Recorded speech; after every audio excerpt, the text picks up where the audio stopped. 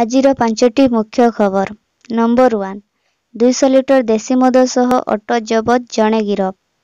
Bhadrak town ଥାନା ଅନ୍ତର୍ଗତ ଡାହାଣୀଗଡ଼ିଆ ଛକ ଅଞ୍ଚଳରେ ପେଟ୍ରୋଲିଂ କରୁଥିବା ସମୟରେ ଚରମ୍ପା ଆଡ଼ୁ ବାଇପାସ୍ ଆଡ଼କୁ ଆସୁଥିବା ଏକ ଯାତ୍ରୀବାହୀ ଅଟୋରୁ 200 ଲିଟର ଚରା ଦେଶୀ ମଦ ଜବତ ହୋଇଛି।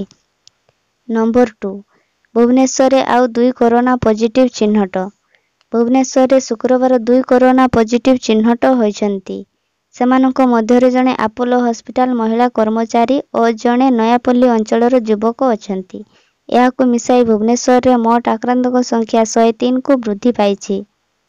ନମ୍ବର 3, ଥାନାରେ ଫିନାଇଲ ପିଇ ଅଟକ ଯୁବକଙ୍କ ଆତ୍ମହତ୍ୟା ଉଦ୍ୟମ, ଗୁରୁତର ଅବସ୍ଥାରେ ବ୍ରହ୍ମପୁର ମେଡିକାଲରେ ଭର୍ତ୍ତି। ଗଞ୍ଜାମ ଜିଲ୍ଲା ପାଟପୁର ଥାନାରେ ଶୁକ୍ରବାର ଏକ ଅଭାବନୀୟ ଘଟଣା ଘଟିଛି। ହତ୍ୟା ମାମଲାରେ ତଦନ୍ତ ପାଇଁ ଅଟକ ଥିବା ଜଣେ ଯୁବକ ଶୌଚାଳୟରେ ଫିନାଇଲ ପିଇ ଆତ୍ମହତ୍ୟା କରିଛନ୍ତି। ଯୁବକ ଜଣକ ହେଲେ କବିସୂର୍ଯ୍ୟ ନଗରର ପ୍ରମୋଦ ଦଳେଇ। ଗୁରୁତର ଅବସ୍ଥାରେ ତାଙ୍କୁ ପ୍ରଥମେ ଆଡ଼ପଡ଼ା ଗୋଷ୍ଠୀ ସ୍ୱାସ୍ଥ୍ୟକେନ୍ଦ୍ରରେ ଭର୍ତ୍ତି କରାଯାଇଥିଲା। ସେଠାରେ ତାଙ୍କ ଅବସ୍ଥା ସଙ୍କଟାପନ୍ନ ହେବାରୁ ବ୍ରହ୍ମପୁର ବଡ଼ ମେଡିକାଲକୁ ସ୍ଥାନାନ୍ତର କରାଯାଇଛି। ନମ୍ବର 4, ପୋଲିସ କ୍ୟାଣ୍ଟିନରେ ମହିଳାଙ୍କୁ ଗଣବଳାତ୍କାର, ହତ୍ୟା ମାମଲା, ଏସ୍ପିଙ୍କୁ ରିପୋର୍ଟ ମାଗିଲେ ମହିଳା କମିଶନ। ମାଲକାନଗିରି ସଦର ମହକୁମା ପୋଲିସ କ୍ୟାଣ୍ଟିନରେ ଜଣେ ଆଦିବାସୀ ମହିଳାଙ୍କୁ ଗଣବଳାତ୍କାର ଓ ହତ୍ୟା ମାମଲାରେ ରାଜ୍ୟ ମହିଳା କମିଶନ ଗୁରୁତ୍ୱପୂର୍ଣ୍ଣ ନିଷ୍ପତ୍ତି ନେଇଛନ୍ତି।